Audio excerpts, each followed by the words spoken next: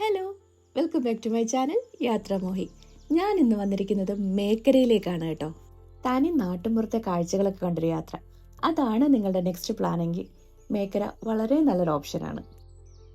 തെങ്കാശി ജില്ലയിലെ ചെങ്കോട്ട താലൂക്കിലെ അച്ചൻപുത്തൂർ പഞ്ചായത്തിലാണ് നമ്മുടെ മേക്കരയുള്ളത്.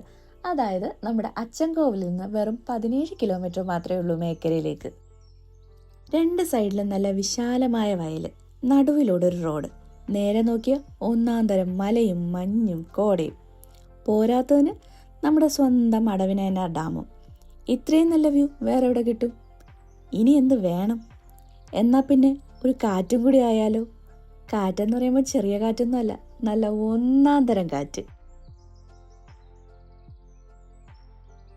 നമ്മൾ ഈ ചില ഫോട്ടോസിലൊക്കെ കാണത്തില്ലേ, ഈ മലയും കുന്നും മഞ്ഞും ഒക്കെ വരച്ചു വെച്ചേക്കുന്നത്, അതുപോലത്തെ ഒരിടം. ഇവിടുത്തെ ഏറ്റവും വലിയ പ്രത്യേകത ഇവിടുത്തെ ഭയങ്കര ശാന്തമായിട്ടുള്ളൊരു അന്തരീക്ഷമാണ് കേട്ടോ. ഫാമിലിയായിട്ടൊക്കെ നമുക്ക് വരാൻ പറ്റിയൊരിടമാണ്.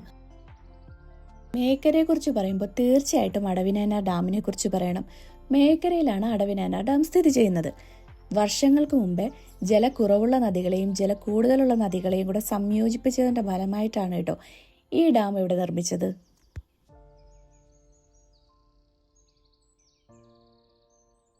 മേക്കരയിലെ കൃഷിക്ക് ആവശ്യമായിട്ടുള്ള പ്രധാന ജലസ്രോതസ്സുകളിലൊന്ന് അടവിനയനാർ ഡാം തന്നെയാണ്. മറ്റൊന്ന് പശ്ചിമഘട്ടത്തിൻ്റെ കിഴക്കേ ചരിവിൽ കിട്ടുന്ന മഴയുമാണ്. ഒരു വൺ ഡേ ട്രിപ്പിനും കുറച്ച് ദൂരോട്ടൊക്കെ പോയി ഒന്ന് പ്രകൃതി ഭംഗി ആസ്വദിച്ചിട്ട് വരാം എന്നൊക്കെ പ്ലാൻ ചെയ്യുകയാണെന്നുണ്ടെങ്കിൽ ഇത് പറ്റിയൊരു സ്പോട്ടാണ്, ഒന്ന് ഓർത്ത് വെച്ചേരെ. അപ്പോൾ ഇന്നത്തെ വീഡിയോ ഇത്രയൊക്കെ തന്നെയുള്ളൂ കേട്ടോ. പുതിയൊരു വീഡിയോ ആയിട്ട് കാണുന്നത് വരേക്കും ടാറ്റാ ബൈ ബൈ.